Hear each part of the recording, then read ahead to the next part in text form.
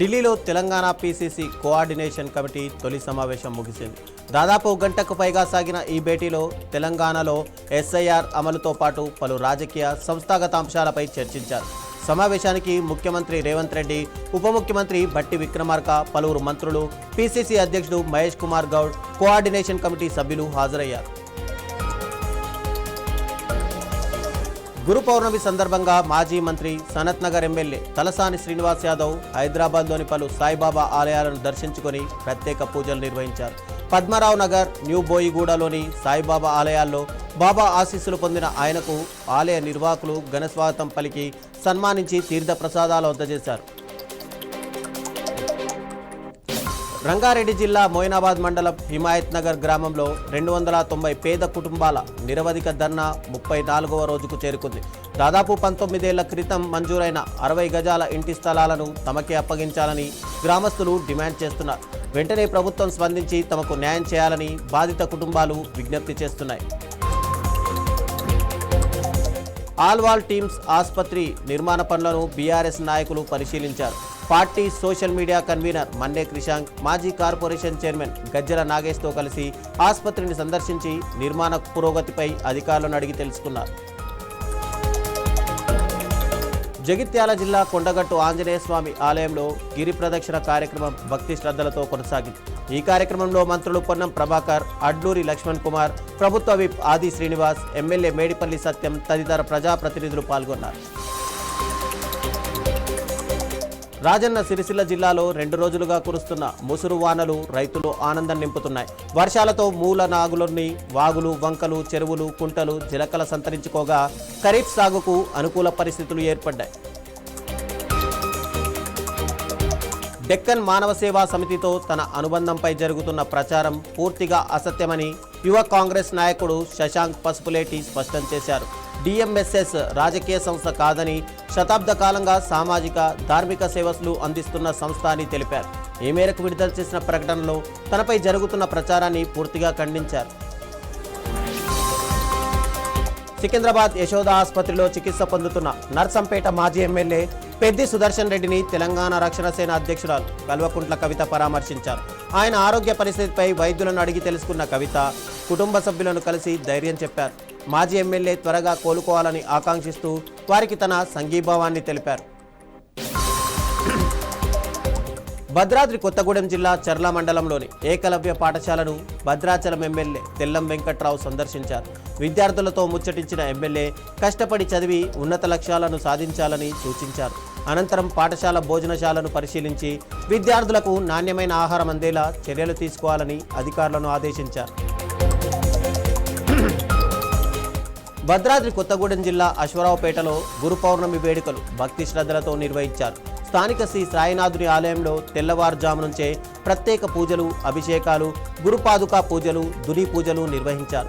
అనంతరం ఆలయ ప్రాంగణంలో నిర్వహించిన మహా అన్నదాన కార్యక్రమంలో వందలాది మంది భక్తులు పాల్గొన్నారు. కర్నూలు జిల్లా ఆదోని మండలంలో విద్యార్థులు బస్సు సమస్యపై ఆందోళనకు దిగారు. పెద్ద పెండేకల్లు గ్రామానికి చెందిన విద్యార్థులు సరిపడా బస్సులు లేక ప్రతిరోజు పాఠశాలలు, కళాశాలలకు ఆలస్యంగా చేరుకుంటున్నామని ఆవేదన వ్యక్తం చేశారు.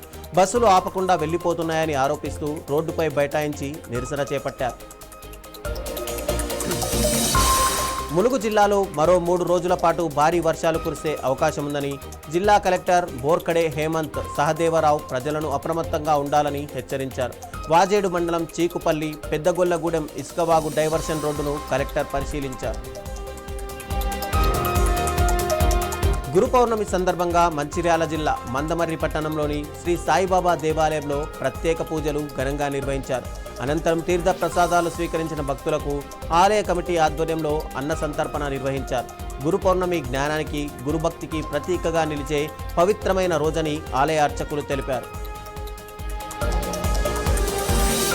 హైదరాబాద్ వివేకానంద నగర్ డివిజన్లోని అయ్యప్ప స్వామి దేవస్థానంలో కొలువుదీరిన షిరిడి సాయినాథ్ ఆలయంలో గురు పౌర్ణమి వేడుకలు భక్తి శ్రద్ధలతో జరిగాయి. తెల్లవారుజాము నుంచే భారీ సంఖ్యలో భక్తులు బాబా దర్శనం కోసం తరలివచ్చారు. ఆలయానికి వచ్చిన భక్తులకు తీర్థ ప్రసాదాలు అందజేయడంతో పాటు సుమారు 10,000 మందికి అన్నదాన కార్యక్రమం నిర్వహించారు.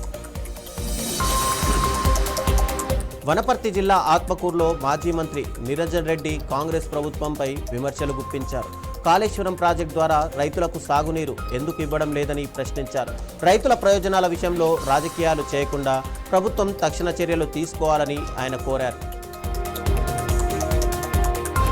మహబూబ్ నగర్ జిల్లాలో రైతులకు సాగునీరు అందించేందుకు భీమా ఫేజ్ 1 ప్రాజెక్టు నుంచి నీటి విడుదల ప్రారంభమైంది.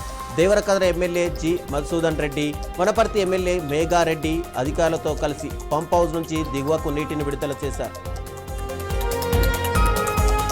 పేపర్ లీక్లను అరికట్టే లక్ష్యంతో కేంద్ర ప్రభుత్వం తీసుకొచ్చిన యాంటీ పేపర్ లోక్ బిల్లును లోక్సభ ఆమోదం తెలిపింది. మూజువాణి ఓటుతో బిల్లు ఆమోదం పొందింది. నీట్ పేపర్ లీక్ వ్యవహారంపై దేశవ్యాప్తంగా యువత చేపట్టిన నిరసనల నేపథ్యంలో ఈ బిల్లుకు ప్రాధాన్యం ఏర్పడింది. టీడీపీ కార్యకర్తలు, నాయకులకు మంత్రి నిమ్మల రామానాయుడు కీలక హెచ్చరిక చేశారు.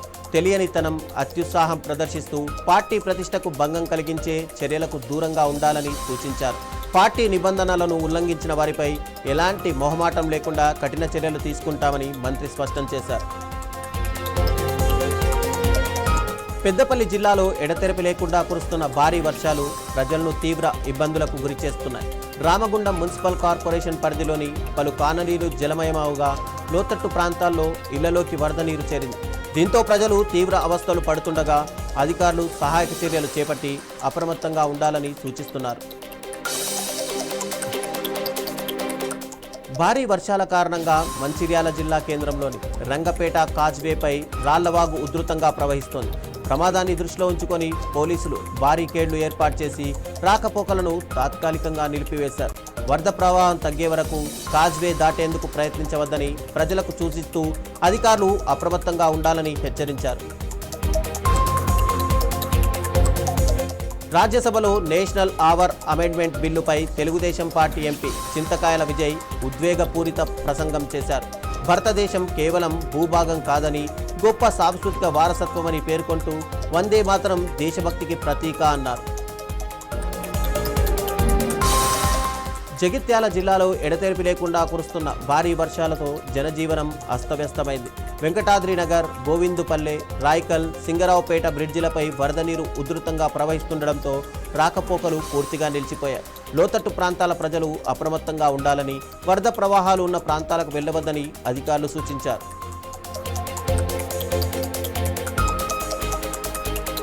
జగిత్యాల జిల్లాలో భారీ వర్షాలతో ధర్మపురి జగిత్యాల ప్రధాన రహదారిపై ఆక్సాయిపల్లె వద్ద వాగు ఉధృతంగా ప్రవహిస్తోంది.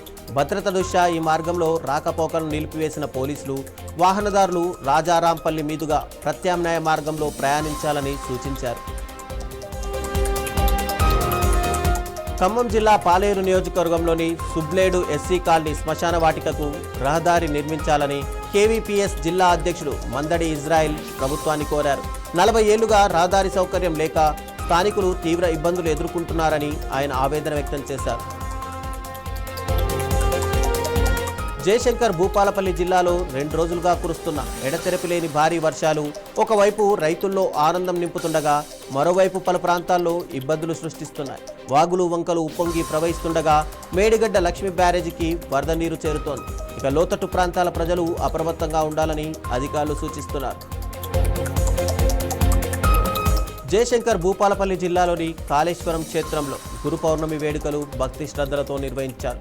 శ్రీ కాళేశ్వర ముక్తేశ్వర స్వామి, శ్రీ దత్తాత్రేయ స్వామి వారి సన్నిధిలో ప్రత్యేక పూజలు, ఆధ్యాత్మిక కార్యక్రమాలు ఘనంగా జరిగాయి.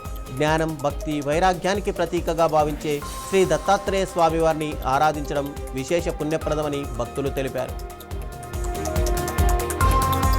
ప్రజలకు ఇచ్చిన ప్రతి హామీని తూచా తప్పకుండా అమలు చేస్తున్నామని మంత్రి పొంగులేటి శ్రీనివాసరెడ్డి అన్నారు. ఖమ్మం రూరల్ మండలంలో 7.21 కోట్ల వ్యయంతో చేపట్టనున్న బీటీ రోడ్డు నిర్మాణ పనులకు ఆయన భూమి పూజ చేశారు. ఇందిరమ్మ ఇళ్ల పథకం ద్వారా ఇప్పటికే 7 లక్షల ఇళ్లు మంజూరు చేశామని, మిగిలిన అర్హులందరికీ దశలవారీగా ఇళ్లు అందిస్తామని తెలిపారు. వర్షాకాలంలో ప్రజలకు ఇబ్బందులు తలెత్తకుండా ముందస్తు చర్యలు వేగవంతం చేయాలని సైబరాబాద్ సిపి రమేష్ అధికారులను ఆదేశించారు.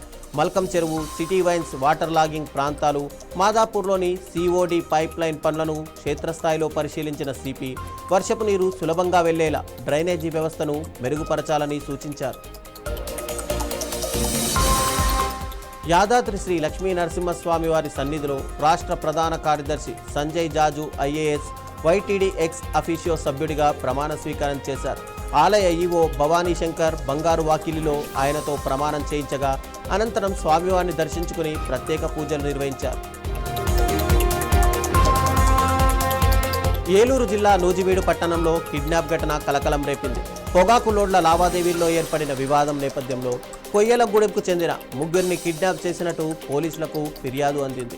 ఈ కేసులో 5గురిని అదుపులోకి తీసుకున్న పోలీసులు ప్రత్యేక బృందాలతో గాలింపు చేపట్టారు.